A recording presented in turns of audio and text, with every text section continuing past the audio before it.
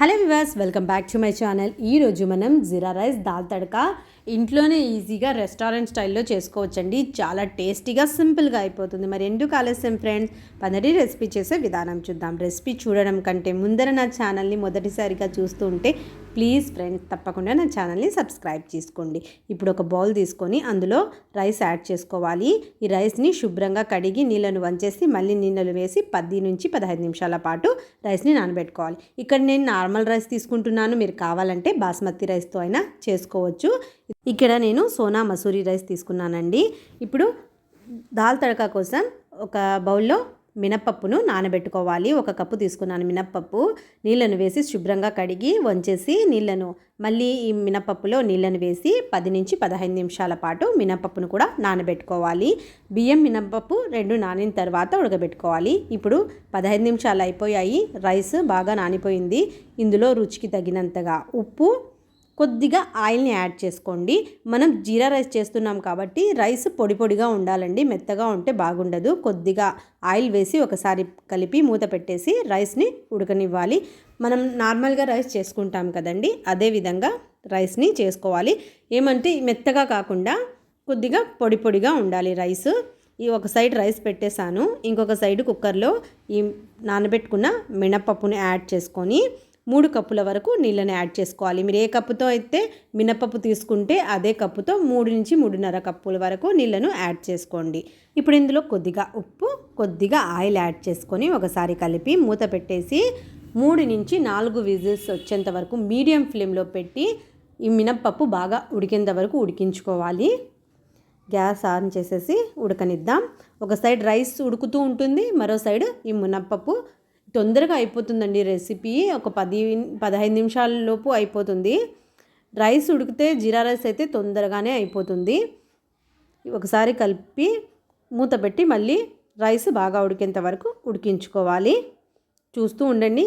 ఎక్కువ మెత్తగా కాకుండా కొద్దిగా పొడి పొడిగా రైస్ని ప్రిపేర్ చేసుకోవాలన్నమాట. రైస్ అయితే బాగా ఉడికిపోయింది. ఇప్పుడు మూత పెట్టేసి వంచేసుకోవడమే. నేను వీడియోలో చూపించలేదండి. వంచేసుకొని ఈ విధంగా చేసుకోవాలి. మొత్తం నీళ్ళను వంచేసి ఈ విధంగా చేసి, మీరు కావాలంటే ఈ స్టేజ్లో కొద్దిగా నెయ్యి వేసైనా మీరు దమ్ చేసుకోవచ్చు రైస్ని. అలా చేయడం వల్ల టేస్ట్ కూడా బాగుంటుందండి. నేనైతే వేయలేదు, మీరు కావాలంటే వేసుకోవచ్చు. మూత పెట్టేసి ఒక 2 నిమిషాల పాటు లో ఫ్లేమ్లో దమ్ చేసుకోవాలి. ఇక్కడ 4 విజిల్స్ వచ్చేసాయి. గ్యాస్ ఆఫ్ చేసేసి ప్రెషర్ మొత్తం తీసేయండి. ప్రెషర్ మొత్తం తీసిన తర్వాత మూత తీసి చెక్ చేసి చూద్దాం మినప్పప్పు ఉడికిందా లేదా అని. చూడండి, మినప్పప్పు అయితే బాగా ఉడికిపోయింది. ఇప్పుడు ఒక చెంచా తీసుకొని బాగా కలపాలండి. పప్పు గుత్తి తీసుకొని మ్యాష్ చేయొద్దండి, ఇలాగే ఉండాలి. చెంచాతోనే ఒకసారి బాగా కలపండి. ఇప్పుడు దాల్ తడక ప్రిపేర్ చేసుకోవడం కోసం ఒక కడాయి తీసుకొని గ్యాస్ ఆన్ చేసి కడాయిలో నెయ్యి యాడ్ చేసుకోవాలి. నెయ్యి కానీ బటర్ కానీ వేసుకోండి. నూనెతో చేస్తే అంత టేస్టీగా ఉండదండి. నెయ్యి బటర్ అయితే బాగుంటుంది. మీకు ఏమన్నా హెల్త్ ప్రాబ్లం ఉంటే మీరు ఆయిల్తోనే చేసుకోవచ్చు. ఇప్పుడు ఈ నెయ్యి వేడెక్కిన తర్వాత జీలకర్ర, కట్ చేసిన వెల్లుల్లి యాడ్ చేసుకోవాలి. చిన్నగా ముక్కలు చేసి వెల్లుల్లిని యాడ్ చేసుకోండి. 2 నుంచి 3 ఎండుమిరపకాయలను వేసి ఫ్రై చేసుకోవాలి. ఇప్పుడు ఒక మీడియం సైజు కట్ చేసిన ఉల్లిపాయ వేసి కొద్దిగా ఫ్రై చేయాలండి. ఉల్లిపాయ అస్సలు కలర్ చేంజ్ అవ్వకూడదండి. కొద్దిగా పచ్చి స్మెల్ వెళ్ళేంత వరకు మాత్రమే ఫ్రై చేసుకోవాలి. ఇప్పుడు ఒక మీడియం సైజు కట్ చేసిన టమాటా వేసి కొద్దిగా టమాటాను మగ్గనివ్వాలి. ఇప్పుడు పసుపు, కారపొడి, రుచిని బట్టి కారపొడి కొద్దిగా తక్కువ ఎక్కువ చేసి వేసుకోవచ్చు. ఒకసారి బాగా కలపండి. కారపొడి వేసేటప్పుడు గ్యాస్ ఫ్లేమ్ని లో ఫ్లేమ్లో పెట్టుకోండి, లేకపోతే మాడిపోతుంది. ఇప్పుడు ఇందులో ఉడకబెట్టుకున్న ఈ మినప్పప్పును యాడ్ చేసుకోవాలి. కొద్దిగా కుక్కర్లో నీళ్ళు వేసి వేసుకోండి. ఒకసారి బాగా కలపాలి. ఇప్పుడు గ్యాస్ ఫ్లేమ్ని హై ఫ్లేమ్లో పెట్టుకోండి.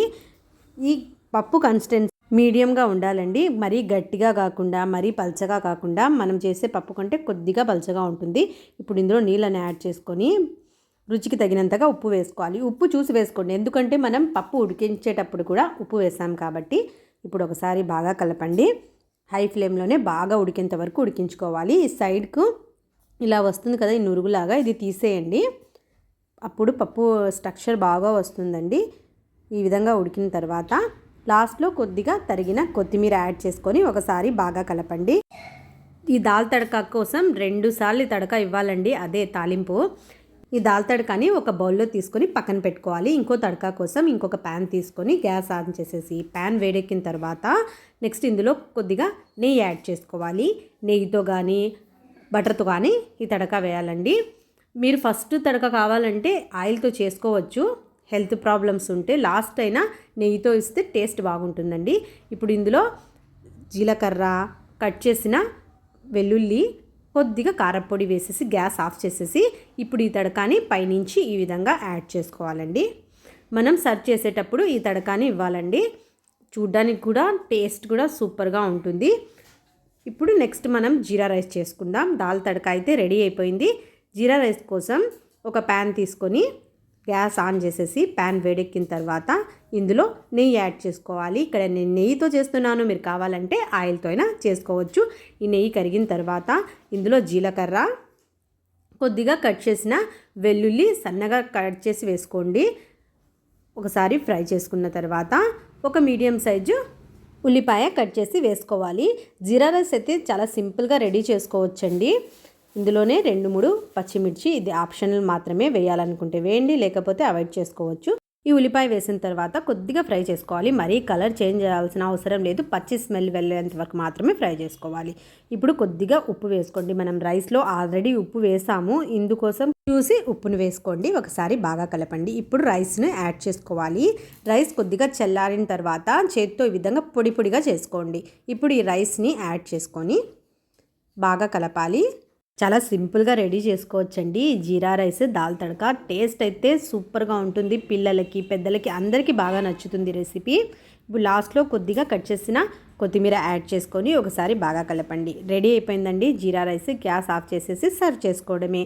దాల్ తడక జీరా రైస్ రెస్టారెంట్ స్టైల్లో చేశానండి. మీరు కూడా తప్పకుండా ఇదే విధంగా ట్రై చేసి మీకు ఎలా కుదిరిందో కామెంట్ చేసి చెప్పండి. రెసిపీ కనుక నచ్చితే లైక్ చేయండి, మీ ఫ్రెండ్స్తో షేర్ చేయండి. మరిన్ని టేస్టీ రెసిపీస్ కోసం నా ఛానల్ని తప్పకుండా సబ్స్క్రైబ్ చేసుకోండి. మళ్ళీ కలుద్దాం ఇంకొక రెసిపీతో.